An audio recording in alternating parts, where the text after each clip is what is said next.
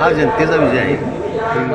हा विजय आम्ही ज्या लोकांनी 20 वर्ष सहकार्य केले आणि अतिशय चांगल्या प्रकारे आता सहकार्य करण्याची भूमिका या ठिकाणी उचलली, त्यामुळे हा विजय या ठिकाणी मिळाला. हा माझा विजय आमच्या सहकार्यांच्या वतीने मी जनतेला या ठिकाणी समर्पित करतो. मोठी ताकद त्या ठिकाणी लावण्यात आली होती, मात्र तरी देखील त्या ठिकाणी तुमच्या पालिकेला शाबूत ठेवण्यात तुम्ही यशस्वी झाला. हा एक शहरामध्ये त्यांनी पसरवलेले अफवा, कारण नेहमीच आम्ही गेले 20-25 वर्षापासून ज्यावेळेला काम करतो त्यावेळेला गड हा सारंग देशमुखांचाच होता. त्या ठिकाणी त्यांना मदत होती, त्यांचा गैरसमज त्यामुळे काय होणार याची कल्पना आम्हाला. बावडा विरुद्ध तुमची अशी एक लढाई नाही, हे माझी बावड्याविरुद्ध लढाई नाही, तर बावड्यातील एका नेत्याविरुद्ध लढाई आणि ती राहणार सदैव.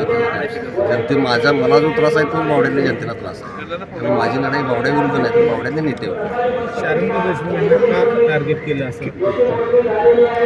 काही जेलसी असेल, त्यांना काय तर पुढे जातोय कार्यकर्ता, लोक जास्त पाठीमागे राहतात असं काही तर गैरसमजातून त्यांनी गेली 2-4 वर्ष ते चालूच होतं. सतत आपल्याला कुठं हा पुढं जातोय असं एखादा बहुतेक त्यांचा संभ्रम असेल, त्यातून त्यांनी केला असेल.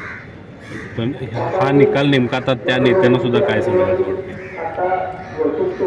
त्यांनी आसपास आपल्या असणाऱ्या परिस्थितीचा विचारपूर्वक जाणीवपूर्वक याचा विचार केला पाहिजे. हे का होते, हे का व्हायला नाही, लोक आपल्यापासून का लांब झालं, याचा त्यांनी जाणीवपूर्वक विचार करून जवळ असणारी जी लोकं आहेत ती त्यांच्यासाठी त्यांना प्रगतीपथाकडे न्यायला लागल्यात का अधोगतीकडे न्यायला लागल्यात याचा विचार त्यांनी करणं गरजेचं आहे. वारंवार म्हणताय की शेजारचे आजूबाजूला नेत्याच्या असलेली लोक वाईट आहेत, म्हणजे नेता बरोबर आहे की नेमकं काय? आता बरोबर तर कसं म्हणणार, वारंवार आम्ही आता गेली 5-6 वर्षे त्यांना सर्व लोक मी नाही शेकडो लोक त्यांना हे सांगायला लागले हे चुकायला लागले, बाबा ह्या ह्याच्यातनं आपण लोक आपल्यापासून लांब जायला लागले. या सर्व सूचना करून सुद्धा त्यातून ते जर बाहेर येत नसते तर ते योग्य तर कसं म्हणता येईल. तुम्ही एकनाथ शिंदे साहेबांच्या शिवसेनेत प्रवेश केला, प्रकाश आंबेडकरांची सुद्धा तुम्हाला साथ लाभली.